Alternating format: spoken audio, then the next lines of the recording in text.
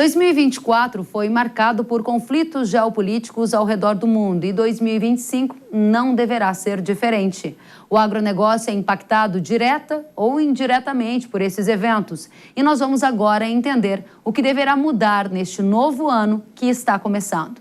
Para esta conversa, a gente recebe Carlo Cauti, professor de Relações Internacionais do IBMEC. Professor Cauti, seja muito bem-vindo a um dos primeiros Hora H do Agro deste ano de 2025.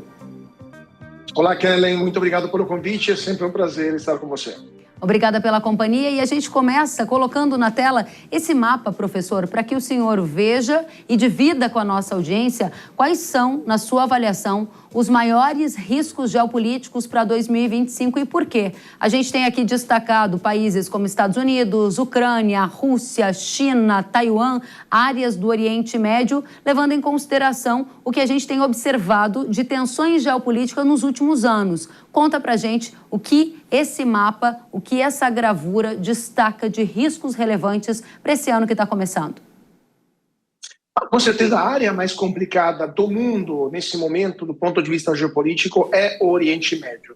A gente está vendo, nos últimos meses, desde o dia 7 de outubro de 2023, uma escalada no Oriente Médio que iniciou com o ataque terrorista do Hamas contra Israel, mas está continuando com a resposta israelense que está mudando o mapa do Oriente Médio.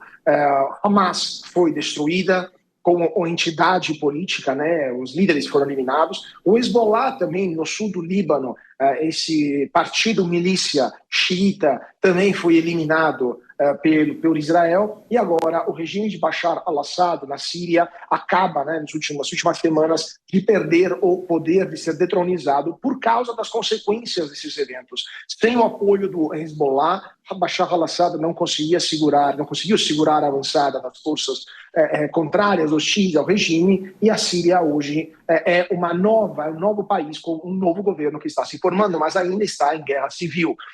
Esses são apenas 3 exemplos daquilo que pode continuar acontecendo no Oriente Médio. Quem sabe o Irã também tem algum tipo de convulsão social que provoque uma mudança do regime. O Iraque também está em permanente estado de instabilidade e ainda continua no Oriente Médio essa grande guerra fria, esse termo, guerra fria entre o mundo árabe sunita, liderado pela Arábia Saudita, e o mundo persa xiita, liderado pelo Irã.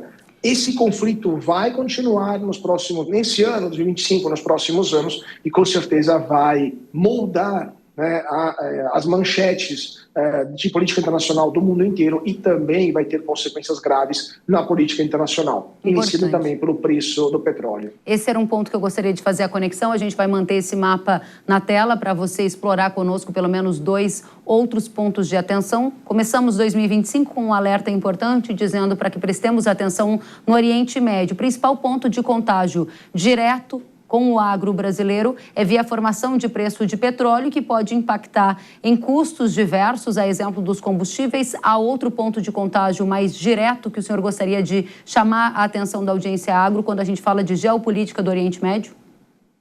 O Irã é um grande consumidor de produtos agrícolas brasileiros, especialmente de carne de frango, e de outros produtos. Se o Irã entrar em um tipo de colapso socioeconômico, com certeza as exportações brasileiras vão ser afetadas, as cotações também serão afetadas. O mundo árabe também está consumindo cada vez mais produtos agrícolas brasileiros. Se tiver um problema, por exemplo, no Estreito de Hormuz, que é o estreito que divide o Irã dos países árabes, será muito difícil que os produtores brasileiros consigam abastecer portos como Doha, como os portos dos Emirados Árabes Unidos, o próprio porto do Kuwait, porque se o Estreito de Hormuz for bloqueado por causa de um conflito no Oriente Médio, será impossível chegar até a esses locais. E com isso vai ser um ponto de atenção para os produtores rurais, os exportadores brasileiros nessa área, nessa região. Muito bem. Professor, a gente continua com um mapa na tela para quem nos acompanha pela TV, para quem nos ouve na rádio. A gente tem aqui um mapa mundi destacando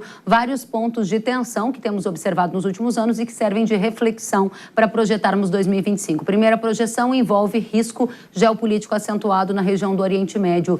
Qual é a outra região, a região número 2 de maior risco geopolítico e por que a sua visão nesse sentido?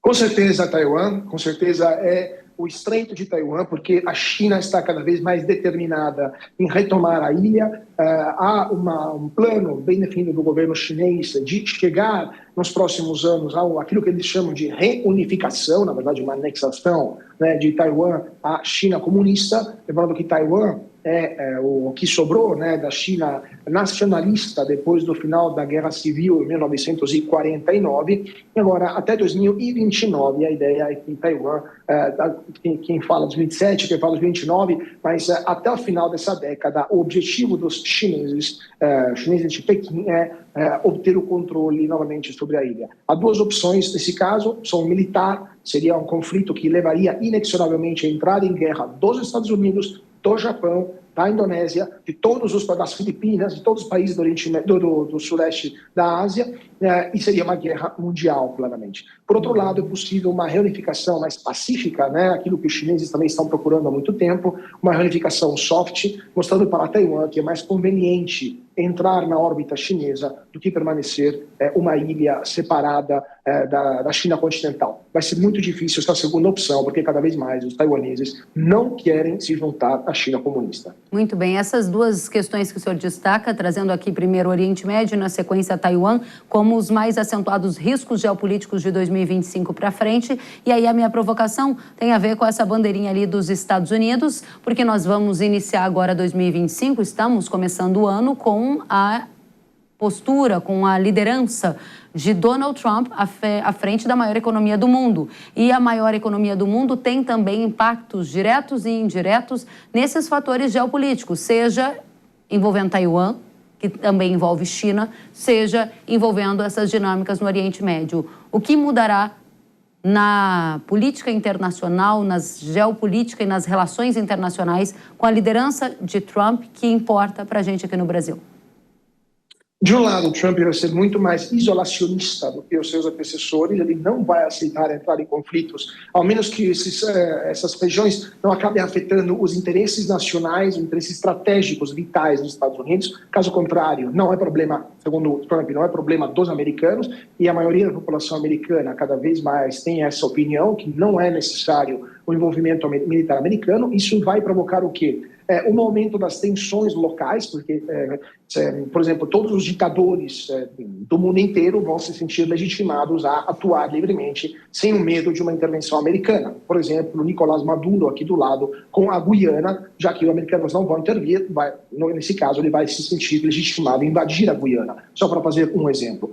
Por outro lado, Trump também tem outras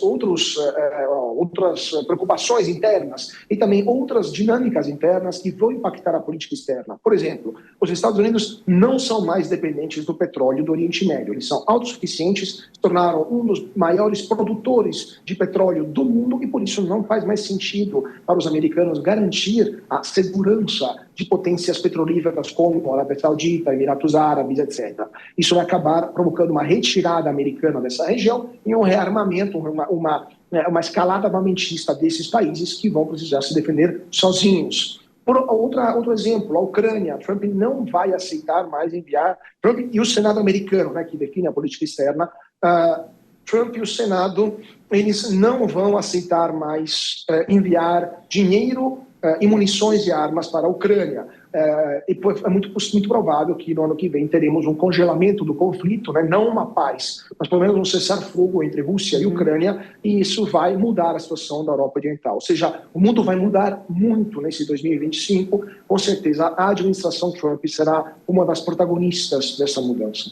O mundo vai mudar muito em 2025 e o protagonismo de Trump será um dos condutores dessa mudança. Estou aqui dizendo exatamente o que você acabou de dizer para fazer a última questão.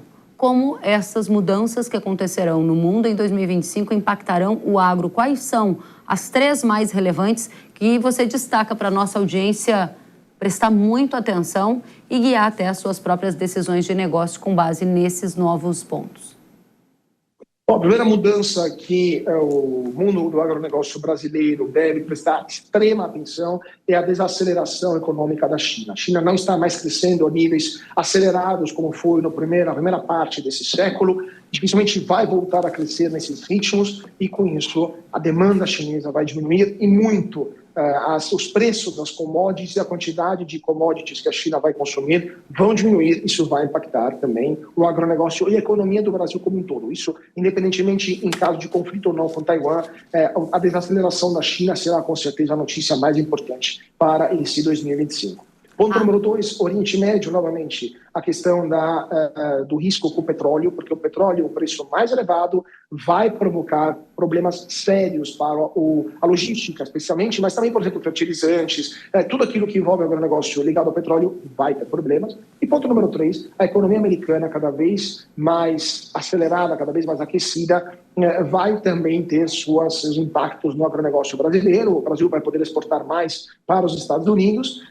E, por último, eu vou dar uma quarta tendência bônus, Kelly, porque se chegar a esse acordo de comércio entre a União Europeia e Mercosul, eu acho muito difícil, mas que pode ter algum tipo de esperança, aí sim que o jogo muda também para o agro brasileiro, porque o mercado europeu vai se abrir ainda mais, já está bastante aberto, tá? Mas vai se abrir ainda mais para os produtos do agro brasileiro. Muito obrigada, professor Carlo Cauti, por iniciar 2025 com a nossa audiência do agro. Carlo Cauti, que é professor de Relações Internacionais do IBMEC e projetou aqui os principais pontos de atenção na geopolítica com impactos no agro. Volte sempre, um ótimo ano, até a próxima. Sempre um prazer, Kellen. Ótimo ano, até mais. Até mais.